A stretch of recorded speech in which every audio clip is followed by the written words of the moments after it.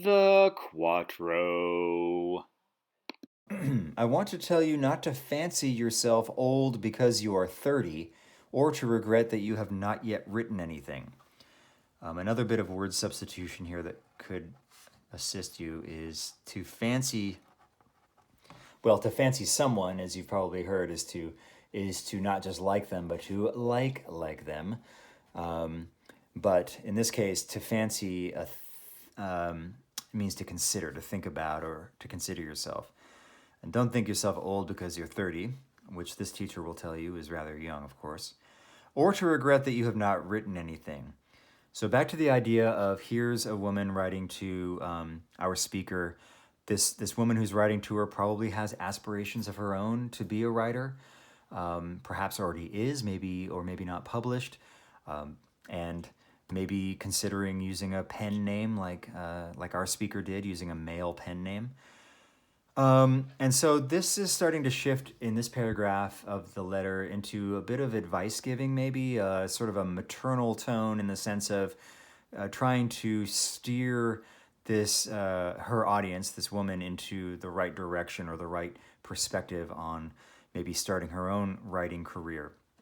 So the idea is in this first sentence, don't be concerned that you haven't written anything or been published yet.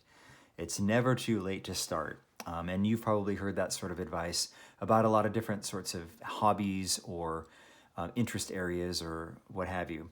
In this case, it happens to do with writing. It's never too late to start. In fact, frankly, some of you who have been at home feeling the walls close in a little bit during our lockdown might be feeling like you're picking up a few extra hobbies. So there you go. Give yourselves a break. Back to this. It is a misfortune to many that they begin to write when they are young and give out all that is genuine and peculiar in them when it could be no better than trashy, unripe fruit. Interesting. So she's saying that it's not only okay to start later as a writer in life, but a lot of people start too young, that their work is analogous, metaphorically, to trashy, unripe fruit. Oof, right? That's she talked about some child rearing analogies in the previous paragraph. Here it's about fruit that is not yet ready, not yet matured, if you will, just as the perspective of a writer may not be matured when they already start writing and publishing. Let me backtrack for just a moment. I had mentioned a kind of maternal approach to this paragraph where she's giving advice as if to a daughter, in this case to a colleague. There's a kind of maternal aspect to that. There is nothing more dreary than the life of a writer who has early exhausted himself.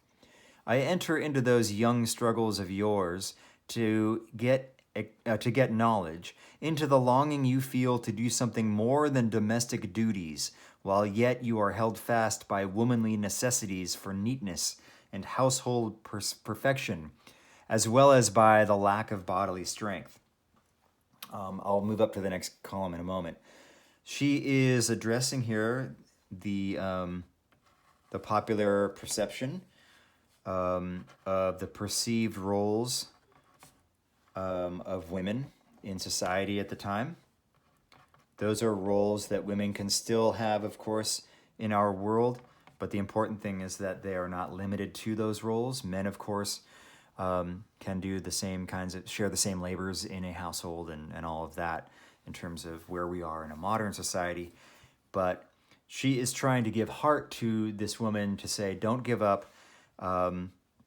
You want to do something more than just what you're expected to do with domestic duties and womanly necessities for neatness and household perfection. There's more to life than that, of course.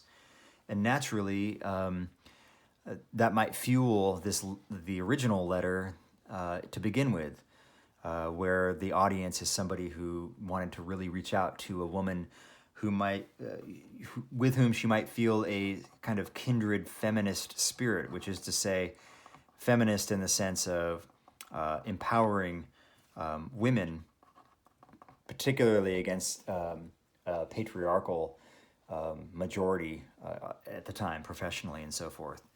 So this is addressing some of those things. And then we move into the next column here. The lack of bodily strength. Again, like this idea that women are the weaker sex, so-called, and all of that. So this is not necessarily Lewes saying that, yes, it's all true. Women are lesser than, they're the secondary gender. She's just addressing what the popular perception is.